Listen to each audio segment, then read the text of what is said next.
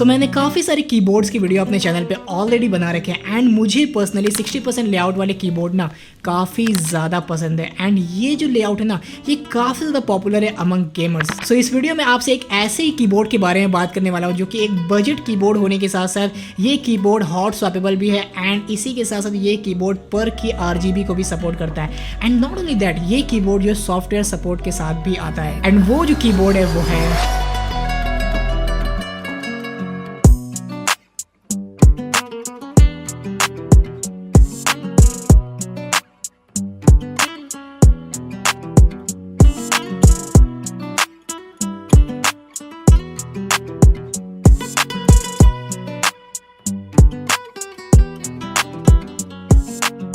Before we get into the video, now let's talk about our sponsor of this video and that is Gadget Shield. So ये लोग काफ़ी high quality के tempered glass and skins बनाते हैं and इनके मैं tempered glass को कुछ टाइम से यूज़ कर रहा हूँ अपने नथिंग फ़ोन 1 पे एंड एक्चुअली जो इसकी क्वालिटी है वो काफ़ी ज़्यादा प्रीमियम है बिकॉज यहाँ पे जो इनके ग्लासेस हैं वो काफ़ी थिन है जस्ट 0.33 mm एंड इसकी जो एजेस है वो भी 2.5D कर्व्ड है जिसकी वजह से जो आपका स्वाइपिंग एक्सपीरियंस होता है इस वाले ग्लास में वो काफ़ी ज़्यादा अच्छा रहता है एंड इसकी जो ग्लास की क्वालिटी वो भी काफ़ी ज़्यादा अच्छी है जिसकी वजह से आपका जो विविंग एक्सपीरियंस होता है उसमें कोई भी ज़्यादा इफेक्ट नहीं करता है एंड ओवरऑल जो आपका टच एक्सपीरियंस होता है वो सिरेमिक कोटिंग की वजह से वो और भी ज़्यादा बेटर एंड और भी ज़्यादा स्मूथ हो जाता है जिससे कि जो फिंगरप्रिंट है एंड इमेजेस वगैरह है वो सभी से ये सिरेमिक कोटिंग उसको प्रोटेक्ट रखता है। सो इसको अप्लाई करना भी काफ़ी ज़्यादा ईजी है। आप नॉर्मली खुद से अपने स्मार्टफोन पे इसको अप्लाई कर सकते हैं एंड आपको किसी भी प्रोफेशनल की नीड नहीं है। So go to the link in the description and buy it for your smartphone and now let's get back into the video. So ये है रेडड्रैगन का K617 फिज एंड एक्चुअली मुझे फर्स्ट लुक में ये keyboard काफ़ी ज़्यादा अच्छा लगा because of its looks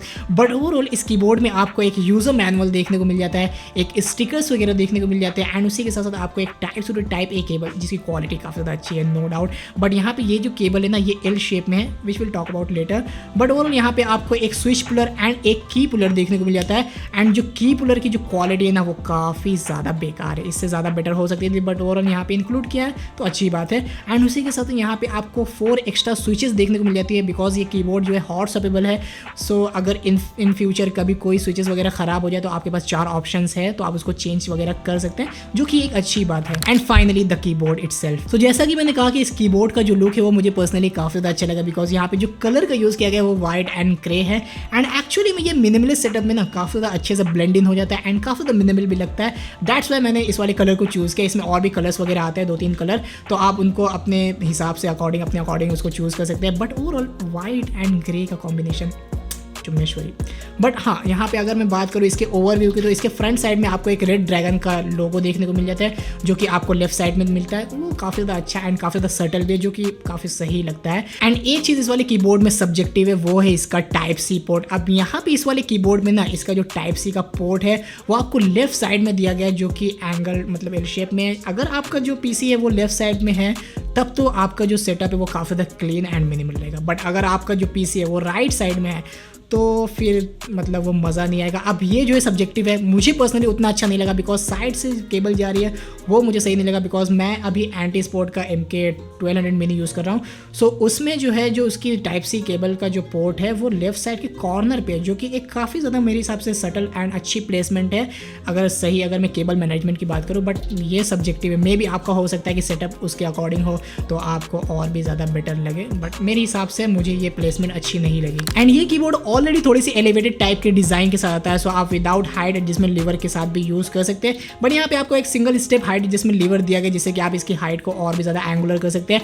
and अपने अकॉर्डिंग कर सकते हैं। बट मुझे पर्सनली इसकी जो हाइट एडजस्टमेंट लीवर भी है ना वो भी मुझे थोड़ा सा कम ही लगा बिकॉज यहाँ पे इसकी जो हाइट है मेरे पर्सनल यूज़ के अकॉर्डिंग मुझे थोड़ा सा कम लगा तो बिकॉज मैं थोड़ा सा और भी ज़्यादा एलिवेट करके अपने कीबोर्ड को यूज़ करता हूँ बट ये भी सब्जेक्टिव है मे भी हो सकता है कि आप को सही लगे बट मुझे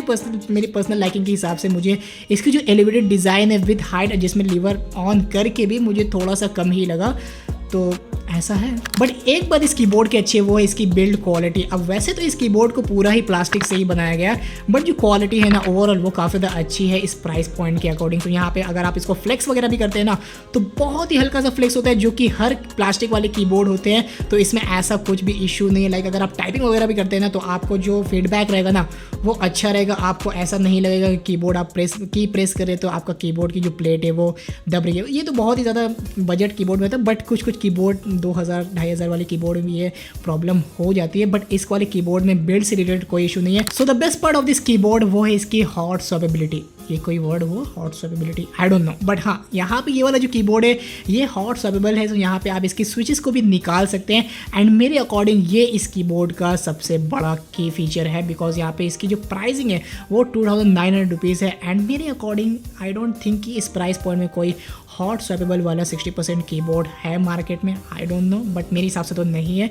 तो ये कीबोर्ड इस वाले फीचर के लिए काफ़ी ज़्यादा अच्छा है। आप इसमें अलग अलग स्विचेस लगा सकते हैं अगर आपको ये वाली स्विच नहीं चाहिए। और वैसे इस वाली कीबोर्ड में आपको रेड ड्रैगन की ही रेड लिनियर स्विचेस देखने को मिलती है, जो कि मतलब काफ़ी ज़्यादा लाउड नहीं है, बिकॉज ऑलरेडी जो रेड स्विचेस होती है ना वो काफ़ी ज़्यादा सटल आवाज़ देती है एंड मेरे हिसाब से रेड स्विचेस काफ़ी ज़्यादा बेटर होती है ब्लू स्विचेस से, बिकॉज उसमें बहुत ज़्यादा टक टक टक टक टक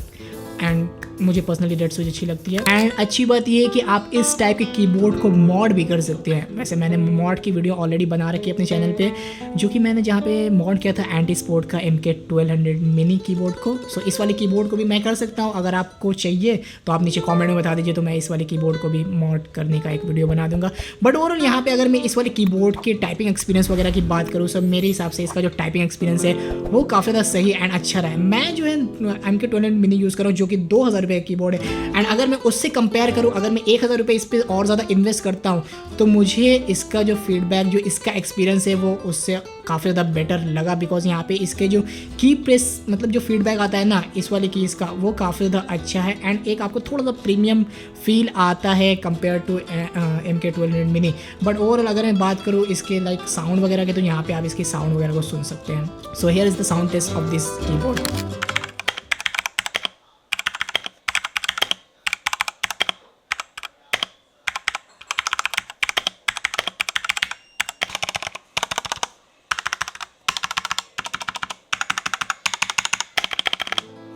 वैसे तो इस कीबोर्ड की काफ़ी सारी अच्छी बातें हैं, बट उनमें से एक अच्छी बात है वो है इस कीबोर्ड के स्टेबलाइजर्स। आई मीन इसके जो स्टेबलाइजर्स है वो काफ़ी ज़्यादा स्टेबल है कंपेयर टू अदर जो कि इस प्राइस पॉइंट पे कीबोर्ड्स वगैरह आते हैं, उनके अकॉर्डिंग इसके स्टेबलाइजर काफ़ी ज़्यादा अच्छे हैं, बहुत ही कम वॉबल करते हैं, जो कि आपके टाइपिंग में ना काफ़ी ज़्यादा अच्छा आपका एक्सपीरियंस होता है। एंड इस कीबोर्ड में जो की कैप्स का भी यूज़ किया गया है वो भी काफ़ी ज़्यादा अच्छे हैं एंड स्पेशली जो इसके फॉन्ट है ना वो भी मुझे काफ़ी ज़्यादा मिनिमल एंड काफ़ी ज़्यादा सटल लगे। बहुत सारे ब्रांड होते हैं जो कि काफ़ी ज़्यादा बोल्ड एंड गेमरी टाइप का लुक देने की कोशिश करते हैं, जो कि बहुत ही ज़्यादा अगले लगता है, बट ओवरऑल यहाँ पे फॉन्ट का सिलेक्शन मेरे हिसाब से काफ़ी ज़्यादा सही एंड काफ़ी ज़्यादा मिनिमल लगता है। वैसे तो 60% कीबोर्ड ज़्यादातर गेमर्स एंड मेरी तरह के थोड़े बहुत इंथुजियास्ट लेते हैं, जिनको अपने सेटअप पे छोटा एंड क्यूट सा कीबोर्ड रखना पसंद है। एंड पर्सनली मुझे काफ़ी ज़्यादा प्रॉब्लम होती है 60% कीबोर्ड को यूज़ करने में, to be in fact, because जब मैं एडिटिंग वगैरह करता हूँ तो काफ़ी ज़्यादा शॉर्टकट्स वगैरह के लिए एक बटन को दबाने के लिए 2-3 बटन्स को दबाना पड़ता है, जो कि एक ड्रॉबैक होता है 60% कीबोर्ड का। बट अगर भाई ड्रॉबैक है तो उसके कुछ बेनिफिट्स वगैरह भी तो हैं, बिकॉज यहाँ पे आपको जो स्पेस होता है वो काफ़ी ज़्यादा कम रहता है एंड ओवरऑल काफ़ी ज़्यादा क्यूट सा लगता है। बट ओवरऑल अगर मैं गेमर्स की बात करूँ तो उनको ज़्यादा कीज़ की नीड नहीं होती, दैट्स वाई उनको छोटा एंड कॉम्पैक्ट कीबोर्ड चाहिए होता है। सो इस वाले कीबोर्ड में अगर मैं एक्सपीरियंस की बात करूँ तो गेमिंग एक्सपीरियंस भी मेरा काफ़ी ज़्यादा अच्छा रहा है। मैं नॉर्मली एपेक्स लेजेंड खेलता हूँ एंड एपेक्स लेजेंड में मेरा जो एक्सपीरियंस रहा है वो एकदम मस्त रहा है। मैंने कभी बहुत ज़्यादा प्रीमियम कीबोर्ड को नहीं यूज़ किया है, बट मैं उसके हिसाब से मैं इसको जज नहीं कर सकता, बिकॉज बहुत सारे रिव्यूअर्स हैं जिन्होंने 10-15 हज़ार वाले कीबोर्ड को काफ़ी अच्छे स्विचेस को यूज़ किया है, तो पर्सनली मैंने नहीं यूज़ किया। तो मेरे हिसाब से ये कीबोर्ड काफ़ी ज़्यादा अच्छा है मेरे अकॉर्डिंग। अगर आप बहुत ही महंगे कीबोर्ड से आ रहे तो ऑब्वियसली कोई कंपैरिजन है ही नहीं, अगर आप इससे मिड रेंज के कीबोर्ड से आ रहे तो ऑब्वियसली वहाँ पे काफ़ी ज़्यादा जंप होने वाला है। तो गेमिंग एक्सपीरियंस काफ़ी ज़्यादा अच्छा रहा है, नो डाउट। आप इजीली कोई भी ई स्पोर्ट्स या फिर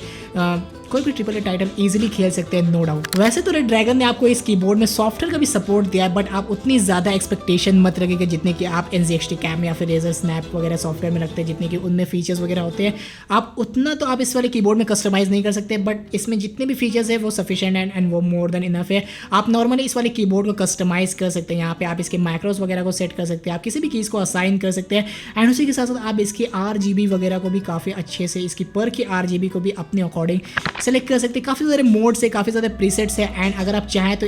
किसी इंडिविजुअल कलर में भी आप इसकी लाइक लाइट को कर सकते हैं, इसकी RGB को कर सकते हैं एंड उसी के साथ साथ इसकी पर की RGB है ना, सो आप अलग अलग कीज़ को अलग अलग कलर्स वगैरह दे सकते हैं। सो यहाँ पे कस्टमाइजेशन का ऑप्शन काफ़ी सही है एंड इसकी जो प्रीसेट्स वगैरह भी हैं वो भी काफ़ी ज़्यादा सही है। तो यहाँ पे आप इनके सॉफ्टवेयर का अगर यूज़ करना है तो कर लीजिए, अगर आपको यूज़ नहीं करना है तो नॉर्मली आप इसकी RGB को नॉर्मली इसके कीबोर्ड से भी कंट्रोल कर सकते हैं, बट वहाँ पे सिर्फ आप प्रीसेट वगैरह एंड थोड़े बहुत ही कस्टमाइजेशन कर सकते हैं। सो आपको सॉफ्टवेयर चाहिए होगा इसकी पूरी कस्टमाइजेशन के लिए। एंड इसकी जो RGB इल्यूमिनेशन है ना वो भी काफ़ी ज़्यादा ब्राइट है। सो अगर आप डे लाइट में इसको यूज़ करते हैं या फिर आपका सेटअप विंडो के पास है जहाँ से डे लाइट आ रही है, सो उस सिनेरियो में भी इस कीबोर्ड की जो ब्राइटनेस है वो काफ़ी ज़्यादा अच्छी रहती है। एंड बिकॉज यहाँ पे इस कीबोर्ड में वाइट की कैप्स का यूज़ किया गया उसकी वजह से जो इसकी LED की ब्राइटनेस है वो और भी ज़्यादा इल्यूमिनेट होकर और भी ज़्यादा ब्राइट दिखता है। सो अगर आप इसको डे लाइट में यूज़ करते हैं तब भी काफ़ी ज़्यादा ब्राइट है, एंड अगर आप डार्क में यूज़ करते हैं तो काफ़ी ज़्यादा ब्राइट है ही है। एंड इसकी RGB को आप कीबोर्ड के थ्रू भी कंट्रोल कर सकते हैं। लाइक अगर आप ऑल प्लस फंक्शन की दबाते हैं तो आप इसके प्रीसेट वगैरह में स्विच कर सकते हैं। एंड वहीं पे अगर आप फंक्शन प्लस M दबाते हैं तो इसकी जो ब्राइटनेस है ना उसको एडजस्ट कर सकते हैं। एंड वहीं पे अगर आप फंक्शन प्लस कॉमा दबाते हैं तो इसकी जो इफेक्ट की स्पीड है ना उसको आप कम या फिर ज़्यादा कर सकते हैं। एंड वहीं पे अगर आप फंक्शन प्लस स्पेस दबाते हैं तो अगर आप किसी भी इंडिविजुअल कलर पे अगर आप प्रेस करते हैं सो उस कलर में पूरा कीबोर्ड आता है। सो यहाँ पे ये कुछ शॉर्टकट्स वगैरह है जो कि आप नॉर्मली अपने कीबोर्ड के थ्रू इसके RGB को कंट्रोल कर सकते हैं। So in my opinion this is a good keyboard for an affordable price, because यहाँ पे ये जो कीबोर्ड आपको फीचर्स ऑफर कर रहा है वो काफ़ी ज़्यादा अच्छे, स्पेशली जो इसका हॉट स्वैपेबल वाला फीचर है या फिर इसका जो पर के RGB वाला फीचर है वो इसके प्राइस पॉइंट के अकॉर्डिंग काफ़ी ज़्यादा अच्छा है। So I would definitely suggest you to buy this keyboard. अगर आप एक नॉर्मल कीबोर्ड से शिफ्ट कर रहे हैं इस वाले कीबोर्ड पे, सो ये कीबोर्ड आपके लिए एक काफ़ी ज़्यादा अच्छा ऑप्शन हो सकता है। एंड प्लीज़ अगर आपको बाय करना है तो आप मेरी लिंक से ही बाय करें जिससे कि थोड़ी इस चैनल को हेल्प हो जाएगी। सो जो लिंक है इसकी वो मैंने डिस्क्रिप्शन बॉक्स में दे रखा है। So that's it from me guys, bye bye, piece.